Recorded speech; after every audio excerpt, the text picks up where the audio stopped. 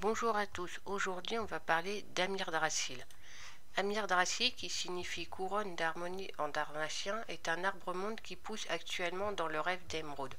Il est censé devenir la nouvelle demeure des elfes de la nuit sur les îles aux dragons.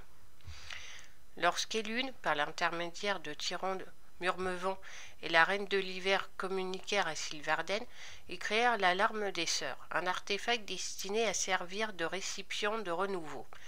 Les âmes des elfes de la nuit morts lors de l'incendie de Teldrassil et sauvés de l'antre ont choisi de faire partie d'un nouveau départ pour leur peuple et sont entrés dans le vaisseau formant une nouvelle graine touchée à la fois par le rêve et Sylvarden et incarnant le cycle de la mort et de la vie.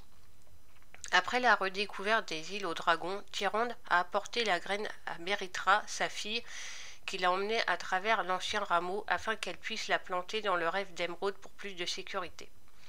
Gardé par le vol draconique vert et les défenseurs du rêve, il grandit paisiblement pour devenir un arbre-monde géant tel que nous le connaissons aujourd'hui.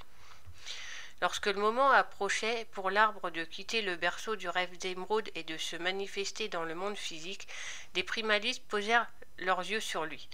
Les forces primalistes de glace dirigées par Rimek ont infiltré le rêve d'Émeraude et ont tenté de localiser l'arbre naissant, mais ont été vaincus par Ysera, qui était revenu des Shadowlands pour défendre le rêve.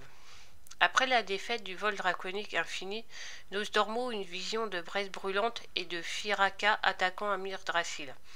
Alexstrasza envoya un avertissement à Meritra pour qu'elle se prépare à la défense du vol draconique vert afin de protéger l'arbre-monde qui était en pleine croissance.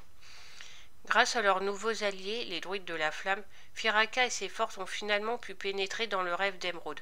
Mais plutôt que de détruire ou de brûler l'arbre, Firaka a décidé de l'imprégner de la flamme vivante, le répandant sur tout Azeroth et faisant renaître le monde dans un feu éternel. Fort heureusement, les aventuriers réussirent à vaincre Firaka et l'arbre-monde fut sauvé pour devenir le nouveau foyer des elfes de la nuit sur Azeroth.